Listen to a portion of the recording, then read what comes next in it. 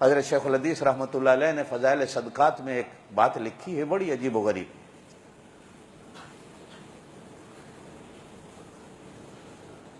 کہ ایک بزرگ قبرستان کے قریب سے گزرے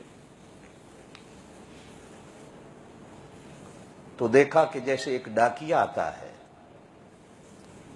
ایک تھیلا بھرا ڈاک کا لایا قبرستان میں، تو قبروں سے اٹھ کر اس قبرستان میں جتنے تھے وہ ڈاکیے کی طرف بھاگے،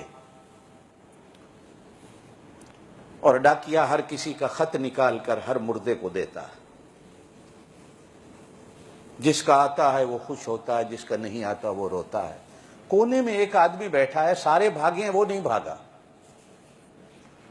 تو وہ بزرگ اس سے پوچھتے ہیں کہ یار یہ سارے بھاگے ہیں، تو کیوں نہیں بھاگا؟ وہ کہتا ہے ان کو لینے دو جو کچھ لینا ہے، مجھے کوئی ضرورت نہیں۔ کہا تجھے کیوں ضرورت نہیں؟ کہا کہ میرا بیٹا قرآن کا حافظ ہے، وہ روز قرآن پڑھتا ہے، اللہ پاک مجھ کو ثواب دے دیتا۔ یہ جتنے بھاگے ہیں یہ ثواب لینے کے لیے بھاگے ہیں، کسی کی دعا آئی ہے، کسی کی خیرات آئی ہے، کسی کا صدقہ آیا ہے، کسی کے نفل آئے ہیں، کسی کی نماز آئی ہے، جا کے سارے لے رہے ہیں، خوش ہیں۔ جن کی نہیں آ رہی وہ سائڈ پہ بیٹھے رو رہے ہیں کہ ہمیں دینے والا کوئی نہیں۔ اب وہ بزرگ دن کو اس کے بیٹے کی تلاش کو نکلے تو گئے تو اس کا بیٹا ایک دکان پہ بیٹھا ہے، چائے بیچ رہا ہے۔ لینے والے آتے ہیں، چائے بنا کے دے دیتا ہے، جب کوئی گاہک نہیں ہوتا تو قرآن پڑھتا ہے، قرآن پڑھ کے کہتا ہے اللہ میرے ابے کی روح کو اس کا ثواب دے دے۔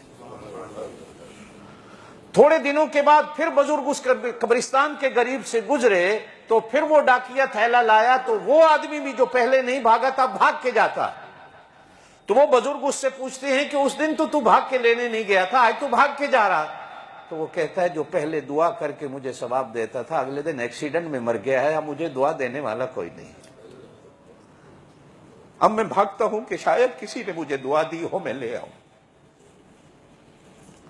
چوتھے سپارے میں اللہ قرآن میں فرماتے ہیں فرحین بما آتاہم اللہ من فضلہ، جن کا پیچھے سے کوئی خط آیا ہوتا ہے وہ پڑھ کے خوش ہوتے ہیں، ایک دوسرے کو دکھاتے ہیں دیکھو ہمارے گھر سے ہمارے لیے دعا آئی ہے، دیکھو ہمارے لیے کچھ آیا ہے، میں کتنا قسمت والا ہوں کہ مجھے کوئی یاد کرنے والا ہے، مجھے کوئی دعا دینے والا ہے۔ میرے دوستو جو میں بات کر رہا تھا، کوشش کیا کرو اولاد ایسی چھوڑ کے مرو جو تمہیں دعا دینے والی ہے۔